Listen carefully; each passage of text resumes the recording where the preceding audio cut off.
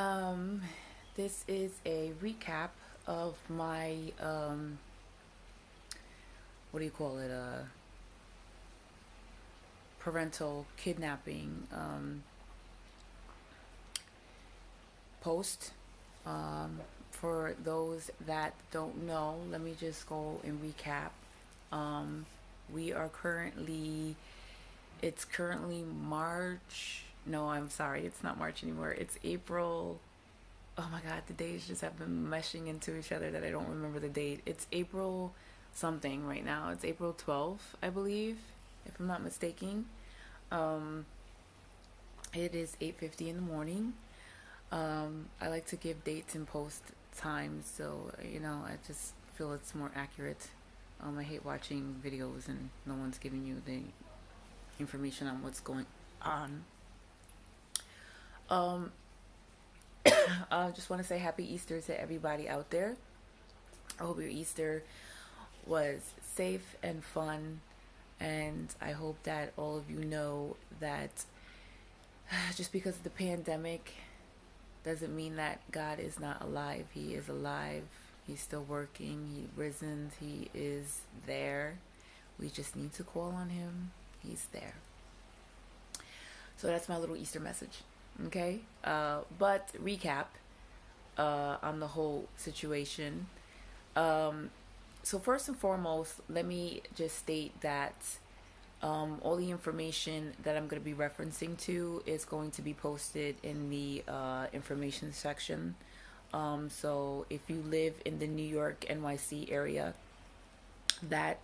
actually in the Bronx area, that information might help you if you're going through the same situation. But pretty much where I left off last time is that my son, the mayor, on the 16th, my dates might be off, forgive me if they are, but the mayor declared that the schools were out due to the coronavirus going ape, pretty much. And he declared that everything be shut down on the whole school situation. Um, when that happened, my son was already with his father for the weekend because, he gets him every weekend. And our original custody order is that he gets him on the weekend and he gets him in the summertime. So he already was with his father. Um, so being who I am, the way I've been for the past 10 years, and that's how old Ezra is, my son, I said, you know what, you can keep him. Let him stay there and have some time with you. That's fine with me. So he stayed with his father, and then the mayor said that we're going to go virtual full blast on the 23rd. So I said, okay, let me see. So the 23rd came along, and I texted him, and I said, hey, you got to make sure he logs on because it's the 23rd and he needs to get all of that information in and get all of that stuff going with his teacher. And his reply was, okay, that's fine. Um, and then he texted me back and said, I'm happy that you feel that, you know that my son is in better hands with me during the pandemic. And if it gets bad, I'm taking Ezra to go stay with me and my family in PA. So my reply back to that was, nah, you're not doing that. Like, I didn't agree to that. I just agreed for him to stay with you for a couple of extra days, and I didn't see that it was going to be any problem because we're virtual right now. So I don't see the problem in you keeping him for an extra few days. Yeah, I'm going to take him, and he's safer with me. Jersey is, not as bad as New York. New York is bad, and it's the mecca for the coronavirus. And you can't do anything because the courts are closed right now, and if you wanted to do something, they ain't gonna listen to you. So I went crazy, and I was like, yeah, you know what, bro, I don't feel your lingo, I don't feel your temperament, I don't feel your attitude. Big Mama got up in the car. First, Big Mama made some phone calls. I made some phone calls. I said, what is he doing? Like, he can't do that. And everyone I spoke to that I called said he can't do that. Get your custody order that says that you're supposed to have physical custody of your son. Get in the car and go. So I did just that, and I went and I called the Jersey City Police, which he resides, and they came and they said, there's nothing we can do with it. We can't get involved. We can't get involved in custody disputes. We can't do this. We can't do that. If it's not a emergency, which in my eyes it was, but for of course for them it's not. You know, they got people robbing places, people dying because of the corona. You know, so they're just like, it's not an issue for them. Pretty much, long story short, there was nothing that I could do, and I came back home and called lawyers and called a whole bunch of people, and the lawyer I spoke to was a pro bono lawyer, and she told me, okay, this is what you do, mama. She says you have to go and fill out a form called a writ, a habeas corpus. I don't know if I'm pronouncing that correctly because I don't know how to speak Latin fluently. I don't think anyone does, but anyway, habeas corpus writ. I said, okay. She says, you fill that out. She was like, right now, because of the pandemic, the courts are only accepting essential filing. But that's very broad. When I went to the New York City courts, essential filing wasn't really explained on what was essential. It's like the website is all chaotic. It's not very organized. Doesn't really tell you the right people to call. And when you did call people, they intentionally made the phones loop. So they would say, push this button to go to this person, you go to that person, push this button to go to that person, you go to that person. Then it would be like, oh, this phone's not set up, and then it would hang up on you. That's what I was dealing with. So I couldn't get anything done with that. So I went to the forms page. I found the form called the writ, and I filled it out, typed everything up, and I told my husband, I said, look, I need help because I am pretty underneath the impression that they're running around like chickens with their heads cut off. So they're not going to be able to really, I have a feeling that we're going to go over there to submit this form and they're going to be like, you can't, you got to go over there, you got to go over there, you got to go over there, you got to go over there. So I said, okay. So exactly that. He took off from work. It was a Friday, I think. I think it was a Friday. I can't remember, y'all. I'm sorry, this pregnant brain crap is like serious. Anyway, so we gloved up, suited up, masked up, went, and everything was shut down. Like, they had the door bolted, y'all. Like, they was not hearing it. So I was like, this is some bull. Like, y'all really trying to test me. And they were like, there's nothing you can do. We're not taking nothing right now. We're not taking nothing. We're not taking nothing. And I'm like, this is a kidnapping. This is a potential kidnapping. Why would you just sit on this? And we're not taking nothing. There's a phone number on the door. Call that. And the phone number on the door was this number for domestic violence. It wasn't a number for situations in this predicament. So I was reluctant to call it, and I called it, and it said that the phone number wasn't set up yet. So it was a bunch of nonsense, and I was just overwhelmed. So I went back to, I said, look, I got to find a lawyer because I'm not playing. And if anybody knows my situation with Ezra's father, it's been 10 years of him just doing nonsense, just starting nonsense, waking up in the morning and just be like, I think I'm just going to start some mess with, Amber today. Let me just make life a living hell for her today. I mean, that's what he does. So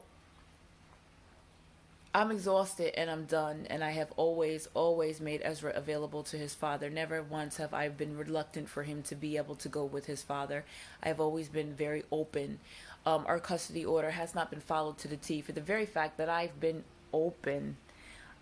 So I'm just so tired of being nice and being the good Christian that I'm trying to be with this man and be, a type of person that communicates and just be nice. And he wasn't allowing me to do that. And he just is not allowing it.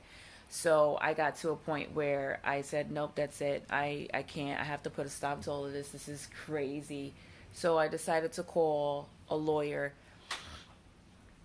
And I spoke to the lawyer on Zoom, and I told him the whole situation, and he said, "Honey, I'm sorry. Right now, a lot of things are going on. Like, he said, right now, I can't even do anything for my current clients. Like, my hands are tied. He suggested that I call Jersey City and try to put in a writ there or form there. But unfortunately, that was a dead end for me because I don't know Jersey City, and I don't know if a writ is what I needed to file for Jersey City as opposed to the Bronx. And it just was starting to make my head spin. So I was like, oh my God. So one of the things the lawyer said, he was like, give it a week. Give it a week. Let it hash out and let's see what happens because, they're running around like chickens with their heads cut off. They don't know what they're doing right now. So once things get some normalcy, then maybe you can get somewhere with something. And I said, okay, I did that. I did that. And I waited. So finally, once that happened, I prior to this happening, I decided to email everybody in the book. I emailed every email I could on the family court page. And yeah, somebody finally last week replied back to me on that. And I was like, okay, that's a good thing. And she said, hey, this is the email that you have to send this to. Make sure you attach your forms. So I was like, oh my God, praise the Lord. Okay, that's an opening. Hopefully that goes somewhere. And then I was like, well, let me just do a plan B. So I called a different phone number. Finally, somebody picked up. And she says, nope, this is the email you have to send it to. So I sent out the writ. I sent out the original custody order to 2 places. And my goal is hopefully, trying to hear from somebody this week coming up.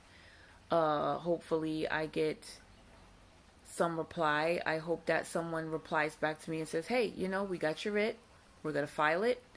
And once that's filed and processed, you're going to get a virtual court date and we move from there. And if that does happen, I'm going to call my lawyer up and I'm going to say, hey, let's get the ammunition ready. Let's go in. Because I am absolutely exhausted with this man. I am tired of being nice. I am tired of bending over backwards and getting nothing in return. I don't want this person having the authority to manipulate my son. I don't want him to use my son as ransom towards me. He's a child. He is 10. It's just straight up evil. On top of that, I am happy. I am happy with my husband. I'm happy with my 5-year-old. I am happy with my older son, Ezra. And I have another one on the way, Alea. God is God. That's what her name means. My God is God. And my God is God. And I am his child. And I know that I got this. I'm going to make it through this. Even though it's killing my heart not to be with my baby right now. I'm just trying my best not to be ratchet or ghetto about it. Like take some metal bats and get in the car and put on some hoodies and go take care of business. But no, I'm not. I am trying to be civil about this. Trying to be Christian about this. And I'm trying to do it the right way. So long story short, that's where we're at on the recap of the parental kidnapping. I hopefully will get everything in. Like I said, I will leave the information to the Bronx courts. If you're in NYC and you're not Bronx, there's numbers on the website. Just try to do your due diligence and just do your research. I kind of went ape and called everyone and emailed everyone, so someone has to reply to all of that nonsense. I don't know. So that's where I'm at right now with the whole parental. How I'm feeling pregnant in the pandemic. That's going to be a whole nother post I'm going to probably do later today. I'm exhausted. This baby was kicking my butt all night, to be honest with you. and I have a lot of things that I have to do on behalf of my mother.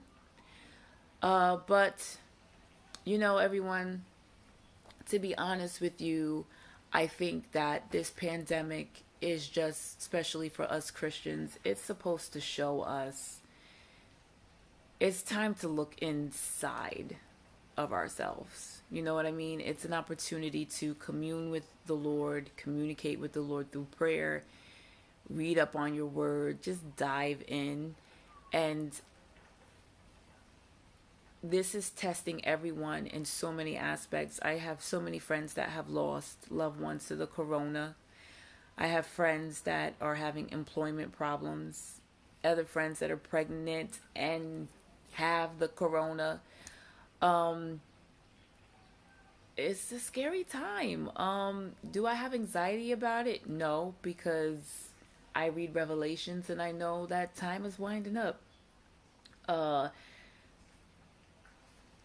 it's inevitable. I'm not a very political person. I don't really like to get into all of that stuff because I have to deal with what's on my plate, and I have a lot of complex, unbreakable down things on my plate. So I try to focus on me and mine. I'm not in other people's business and politics and stuff like that. So, as of right now, I'm just trying my best to hold on to my sanity for the fact that I am a mom and my ducklings are not all in my pond right now, and that is very uncomfortable. It's very scary. It feels slimy, like I am not complete unless my babies are underneath my care. So I just continue to ask you guys to pray for me in this situation. Pray for me that I stay optimistic because I'm still in a very open, unwalked territory. I mean, this is something that's very foreign for everybody right now. All aspects of, this whole coronavirus thing. It's just a lot of things that are all over the place and scattered. And I think it's sad. I think us as Americans, it's kind of shameful that we don't have plan Bs in motion. Like, why? Why didn't we have plan Bs in motion? Why didn't we have plan Bs for unemployment? Why didn't we have plan Bs for these restaurants and shops and things that have to close? Why didn't we have plan Bs for respirators? Why didn't we have these things in motion? We are the leading country out there. I don't get it. It doesn't add up. Is it conspiracy theories in there? I don't know. But like I said, my focus is my babies. So on that note, thank you for watching. Subscribe if you're interested in my boring lifestyle. A lot of the things I post because I think it might be relevant for somebody. Like I said, when I started going through this situation, I went on YouTube to try to hear different people's point of views and what they went through and what they had to do to try to get some type of rapid rapid reply or turnaround. So that's the reason why I decided to post this, because maybe the information I have or my experience might comfort somebody, or the information I have might help somebody. So like I said, the emails that were given to me, I'll post them on the bottom, and the phone numbers. I will post the New York City Forms website so you can get writs or modifications for custody orders if that's something that you prefer to do, or if you just want to just get the updated information. One thing about New York courts, they are pretty accurate with updating information on New York in general about virtual stuff that's happening right now. So I will post all of that in the information. Once again, thank you for watching. I hope this helps you. I hope this comforts you. And if you have any questions, leave them in the comments below. God bless. May God keep you sane in this crazy time. And thank you for watching. Okay? Bye-bye.